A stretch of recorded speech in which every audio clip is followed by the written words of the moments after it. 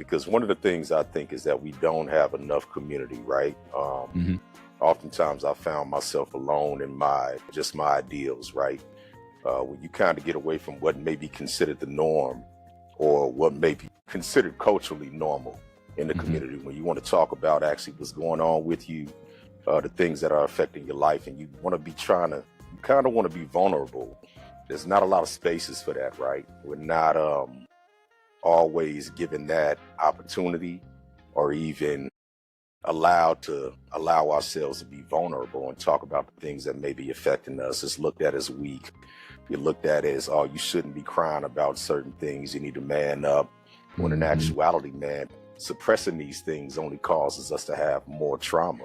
We're supposed to be considered a strong community, but what we're doing is a lot of self-medication in order to deal with the things that we haven't addressed from our childhood, etc. I think I talked about it on the channel, how my brother passed away. He would have been 47 this year. He passed away in April. He would have been 47 in June 16th. He struggled with alcohol addiction. He struggled with mental health. He struggled with, smoking, all of these things. And we never really addressed the core issue of what was going on with him.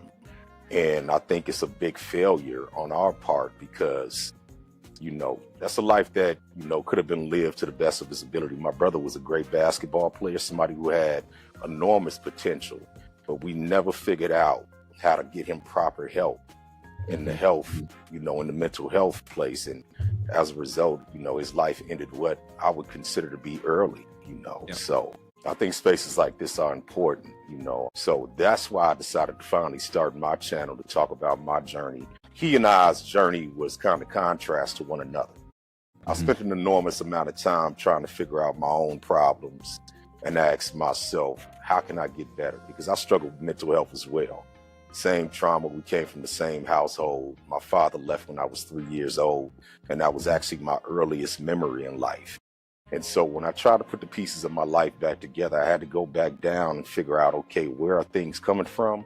And how did I end up at this point where some of the things that a normal adult should be able to do, I wasn't able to do. And I had to get through them in order to be more successful. Nobody was coming to save me.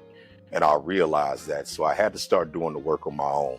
But most people don't have the tools, I believe, to do that just from their understanding of themselves. So that's the reason I created the channel. It's like once you get to a place where you can kind of understand yourself, maybe what your triggers are, why you are who you are, because we often believe that this is just who we are, right? I'm just me. This is me. That's not true. A lot of what you are and who you are comes from what's been programmed into you from your childhood on up. And so that's the reason why I started this channel, man. It's like, okay, let's take a deeper look at ourselves so we can figure this thing out. But also, in our relationships, so. Nah, man, like I said, this is amazing. And I hope that this leads to more like a renaissance in this space where men can start to build connections.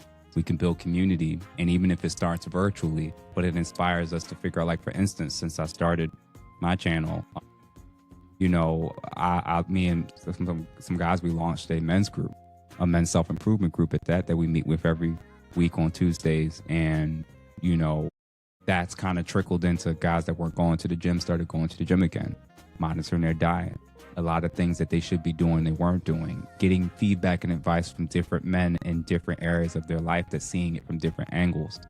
Very helpful for most men that are just living on islands and living amongst themselves, right? So that's the power of the internet. It can just be a gossip space. It could just be about distractions and watching sports, but it can also be a spot where we're very intentional about making room for figuring out, who do I need to connect with? Who do I need to build with?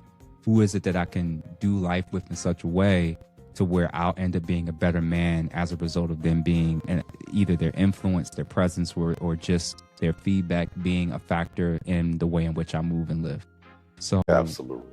Yeah, man. So I think what you're doing and what I'm doing, we're hitting it from different angles, but in the end, it should be more or less like the same impact.